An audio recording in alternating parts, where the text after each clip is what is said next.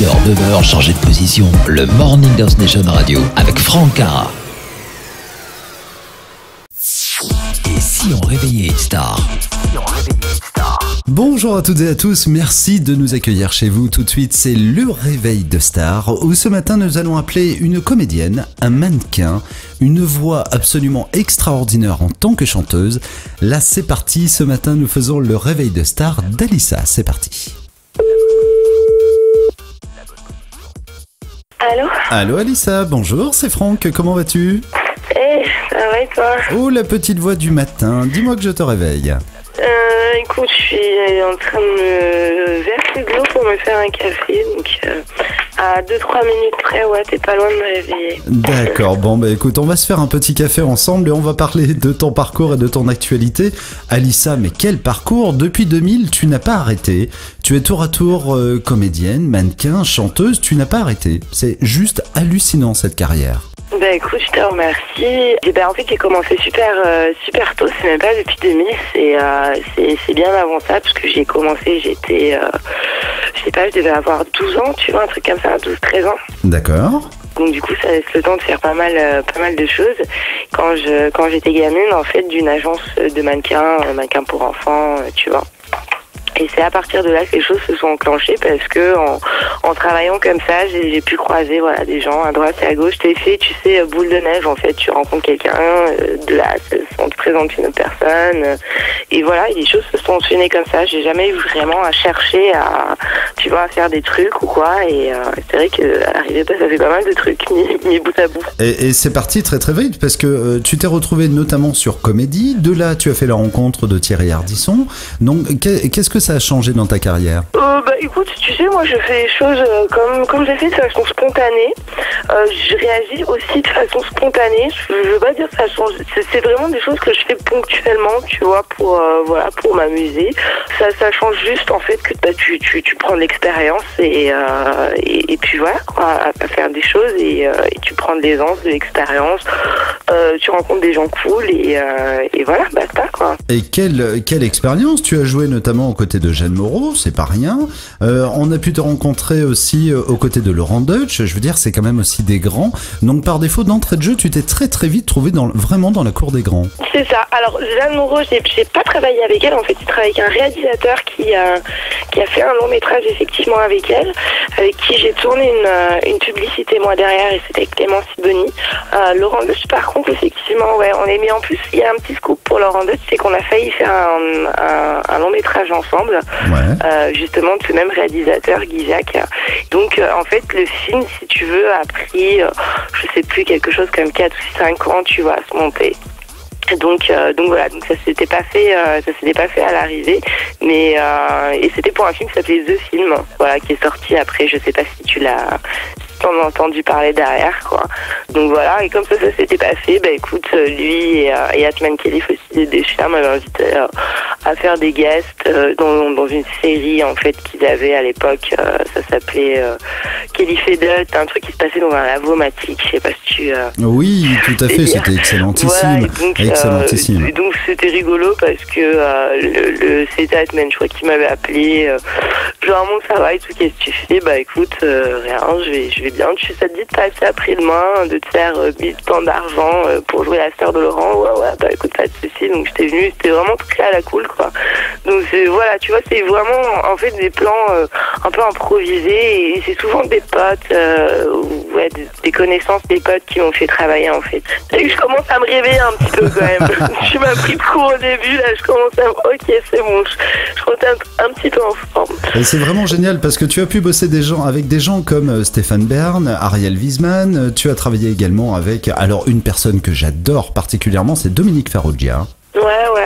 Alors, Ariel Wiesman, en fait, j'ai pas travaillé avec lui en plateau, mais dans la même émission, parce que c'était une série en fait qui était intégrée dans Interdit pétante, sur laquelle lui il était. Donc lui était en plateau et nous on tournait dans un château. D'accord. Et par contre Dominique Farrugia, effectivement, lui il produisait l'émission. J'ai bossé avec lui plusieurs fois. J'avais bossé avec lui déjà à l'époque. Il était sur la prod de comédie. C'est la même clique de personnes en fait. J'avais fait des sketchs aussi à la mode des nuls. Voilà, il y a un petit moment. Et après, en fait, c'était Géraldine Nakache, la réalisatrice comédienne. Voilà, c'est elle en fait qui m'appelait régulièrement pour plusieurs choses, et c'est elle qui m'avait mis sur le sparring donc avec Dominique Farrugia, et ça a duré une saison en fait. Tu t'es vraiment éclaté, ça se ressent dans tout ce que tu fais, c'est du jeu en fait, c'est pas du boulot, c'est du jeu. Et la preuve en est, tu vas passer, c'est vrai que tu décides de faire un virage dans ta carrière, tu laisses un peu tomber la comédie et la télévision pour te lancer dans la chanson, c'est-à-dire que c'est quelque chose qui te tenait vraiment à cœur, c'est quelque chose dont tu avais vraiment envie de faire avant? En fait, j'ai toujours fait de la musique, tu vois, d'aussi longtemps que je me souvienne, j'en ai toujours fait. Et quand, si tu veux, j'ai commencé à faire du mannequinat, c'est ma mère qui a été le déclencheur de ça, parce qu'elle a envoyé des photos dans les agences de mannequins pour enfants. Les choses, justement, s'enchaînaient un petit peu d'elles-mêmes, mais la musique, je faisais toujours ça de mon côté, chez moi. Et puis, le premier album, je l'ai fait, après, justement, tu me posais la question tout à l'heure pour Thierry Ardisson, ce que ça m'avait apporté. Oui. Lors d'un dîner, en fait, après une émission, j'ai rencontré un producteur, c'était Philippe Pagot, qui à l'époque travaillait pour une musique, c'était sur TF1, voilà. On s'est retrouvés côte à côte avec lui, moi il y avait Titoff, etc. autour d'une table, et je cherche une chanteuse pour un nouveau projet, donc c'est comme ça en fait que j'ai commencé à rencontrer des gens pour la musique. Voilà, il m'a présenté les compositeurs, j'ai plus ou moins travaillé avec eux, de là ça s'est enchaîné, j'ai rencontré mon ex-petite amie qui est devenue aussi mon compositeur. J'allais y venir. Oui. Voilà, avec qui j'ai fait Insomnie. Et puis après, figure-toi que l'autre compositeur-producteur de l'album Mariage Noir qui a suivi derrière, c'est quelqu'un en fait que j'ai rencontré qui habitait à 2 rues de chez mon ex-petite amie aussi. On s'est rencontrés dans un bar. Donc voilà, on s'est installés ensemble, on a commencé à travailler ensemble. Et tu vois, c'est vraiment en fait les choses elles s'enchaînent comme ça, quoi, de fil en aiguille. Et au début, j'ai commencé à faire de la musique sans arrêter forcément mes activités, mais ça avait bien buzzé sur un site qui s'appelait MySpace à l'époque. Qui existe toujours, hein. J'ai bifurqué là-dessus et puis mis toutes les autres activités de côté, quoi. Tu étais très très bien entouré jusqu'à ce que tu fasses Une fille c'est con. Et de là, tu décides que en fait l'image que l'on essaie de donner de toi n'est pas celle qui te correspond, et tu as décidé de plaquer tout le monde pour 100% travailler en solo. Est-ce que tu as regretté ce choix ou pas? J'ai pas regretté le choix. Pour être très honnête, j'ai regretté le fait d'être partie, parce que bon, j'ai aussi écouté pas mal de conseils et je suis partie vraiment. J'ai quitté les plateaux télé vraiment sur un coup de tête.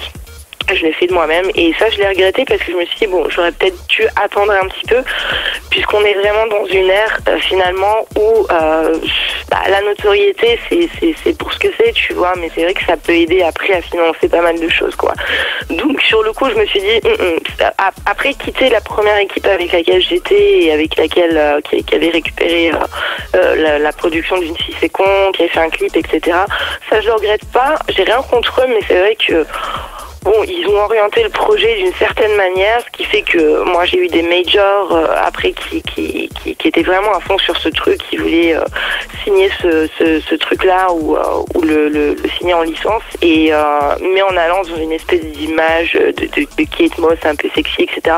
Et absolument pas moi, et j'avais pas du tout envie de ça. Et d'ailleurs le clip il devait être passé sur No Life, sur je sais plus quelle chaîne, et j'avais refusé, quoi. Sur W9 également, j'ai vu ça. Ouais. Si on prend par exemple l'album Mariage Noir, qui est un album que tu as fait en grande collaboration justement avec la personne dont nous parlions tout à l'heure, ton ex. Ce qui est assez marrant, donc cet album est assez modern blues. Tu essayes dans cet album en tout cas de t'affirmer comme rock, vraiment rock indépendante. Et dans le dernier album, étonnamment, celui-là, tu as décidé de tout faire toute seule. Tu es auteur, compositeur, interprète. C'est pas un peu risqué? Non, alors écoute, c'est pas risqué parce que déjà je me suis quand même entourée de la petite bande de personnes avec qui j'avais travaillé, c'est-à-dire les musiciens. Bon, la seule chose qui est peut-être risquée dans le 3e album, c'est qu'il est en anglais. J'ai décidé de le faire en anglais parce que mes mélodies, du coup, c'est la première fois que je posais réellement, toutes les mélodies d'un album, avec ma petite guitare. Spontanément, ça sortait, tu sais, ce qu'on appelle une espèce de yaourt, anglais. D'accord. Donc du coup, il a été fait comme ça. Je sais pas si c'est risqué ou pas. Écoute, j'en sais rien. En fait, j'en sais rien. Il y a une particularité chez toi que j'aime beaucoup, c'est que tu aimes être en contact de ton public. Tu as tourné carrément partout pour les précédents albums. Tu as tourné au Danemark, en Grèce, au Maroc. Pour le prochain qui va venir, est-ce que tu vas continuer à faire des concerts vraiment dans des petites salles intimistes où tu es vraiment en rapport avec ton public? Bah écoute, si je peux le faire, je le ferai, ouais. Il faut savoir que en fait, c'est pareil pour tout ce qui est, date, etc.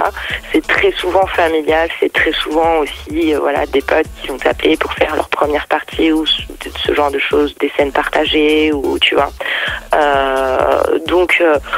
Bon, la seule chose que j'aime pas spécialement faire, je sais pas si c'est bien de le dire ou pas, pour avoir joué 2-3 fois dans des genres de café-bar. D'accord. Voilà, ça c'est pas du tout mon délire, j'aime pas. C'est pas tant la proximité avec les gens, parce qu'au contraire c'est plutôt agréable, c'est simplement une histoire d'être équipé, tu vois, pour faire ce genre de truc. Et j'ai un petit souci avec tout ce qui est festival aussi. Pourquoi, hein?